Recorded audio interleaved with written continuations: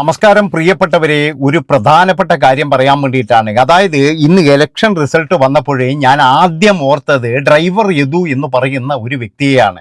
അതായത് സാധാരണ ഒരു ഡ്രൈവർ, ഒരു യദു എന്ന് പറയുന്ന ഒരു ഡ്രൈവർ, ആ ഡ്രൈവർ എന്തോ ഒരു റോങ് സൈഡ് കയറി വന്നു എന്നോ അങ്ങനെയൊക്കെ പറഞ്ഞ് ഒരു MLA-യും അതുപോലെ തന്നെ മേയറും കൂടിയിട്ട് ഒരു പ്രശ്നം തുടങ്ങുന്നു. ആ പ്രശ്നത്തിന്റെ ഇത് പിടിച്ചിട്ട് പത്തനാപുരത്തുള്ള നമ്മുടെ ഗണേശേട്ടനും ഈ ഒരു പ്രശ്നത്തിന്റെ പുറകെ പോകുന്നു. എന്തൊക്കെ ആയിക്കഴിഞ്ഞാലും ജനങ്ങൾക്ക് കാര്യങ്ങളെല്ലാം മനസ്സിലായിട്ടുണ്ട് എന്ന് ഇപ്പോഴെല്ലാവർക്കും മനസ്സിലായിട്ടുണ്ടാവുമല്ലോ. അതായത് ഇനി ഏത് പാർട്ടി ആയിക്കോട്ടെ, എന്തൊക്കെ ആയിക്കഴിഞ്ഞാലും ഒരു മനുഷ്യൻ അയാൾ ജീവിക്കാൻ വേണ്ടിയിട്ടാണ് ജോലി ചെയ്യുന്നത്. ആ ജോലിയിൽ എന്തെങ്കിലും തരത്തിലുള്ള ഒരു ചെറിയ മിസ്റ്റേക്ക് ഉണ്ടെങ്കിൽ അത് തിരുത്തി കൊടുക്കുക എന്നുള്ളത് അത് ഒരു കടമയാണ്.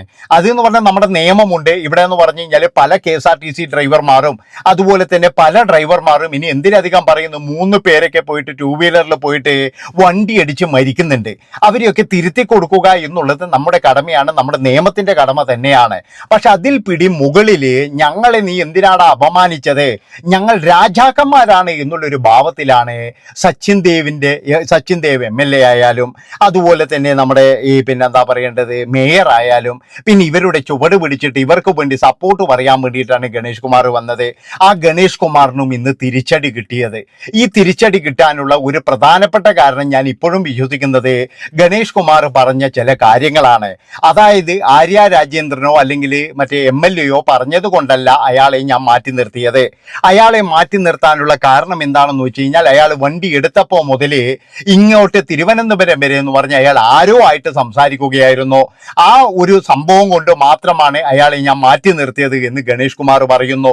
അത് കൃത്യമായിട്ടുള്ള റിപ്പോർട്ടും കാര്യങ്ങളൊക്കെ ഉണ്ട്. ഇവിടെ കേരളത്തിൽ വണ്ടി ഓടിക്കുന്ന പകുതി ആളെ പറ്റിയിട്ടും അന്വേഷിച്ചു കഴിഞ്ഞാൽ അവർ ചെവിയിൽ എന്തെങ്കിലും ഒരു കുന്തം കൊണ്ടാണ് ഓടിക്കുന്നത്.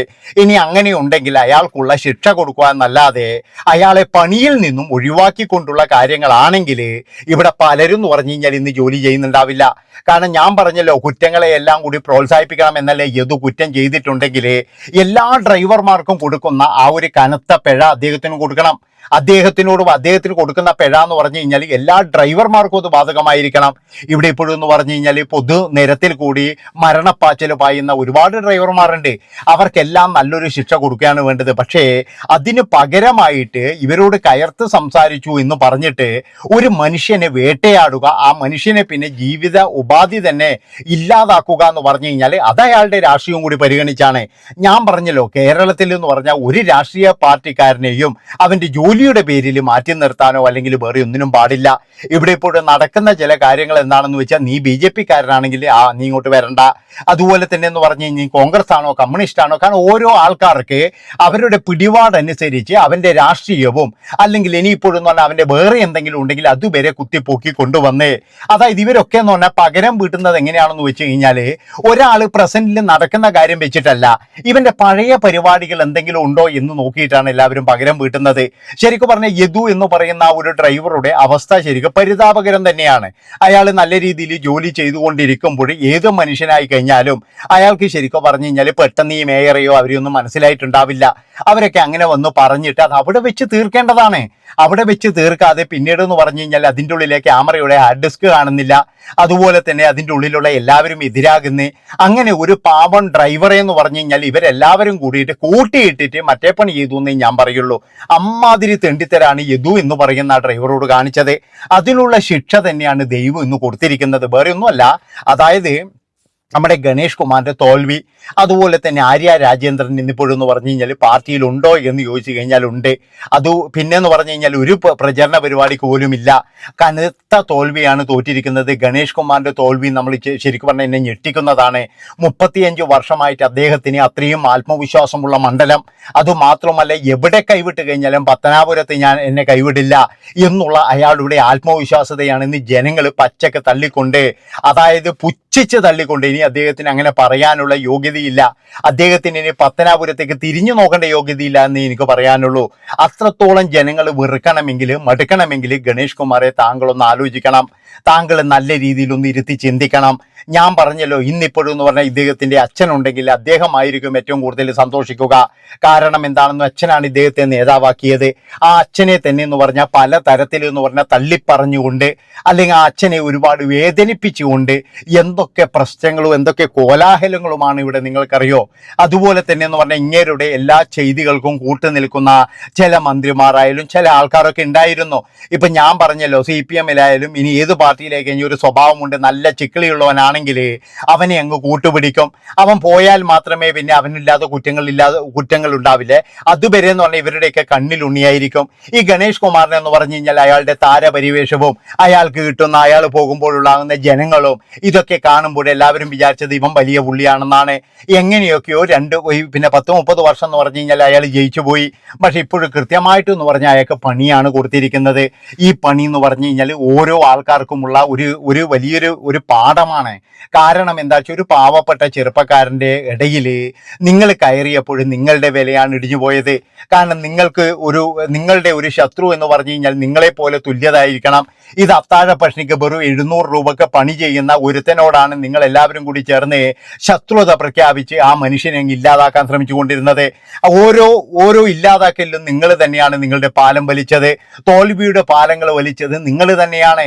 ആ മനുഷ്യന്റെ ശാപം തന്നെയാണ് അയാൾ ഓരോ ചാനലിൽ വന്ന് പറഞ്ഞ് കരഞ്ഞു പറഞ്ഞതും അതുപോലെ തന്നെ അയാളുടെ കാര്യങ്ങളെല്ലാം ജനങ്ങൾ കേട്ടതും. അപ്പോഴൊക്കെ ജനങ്ങൾ എല്ലാവരും വിചാരിച്ചൊരു കാര്യമുണ്ട്, ഈശ്വര ഞങ്ങൾക്കൊന്നും ഇയാളെ സഹായിക്കാൻ കഴിയുന്നില്ലല്ലോ.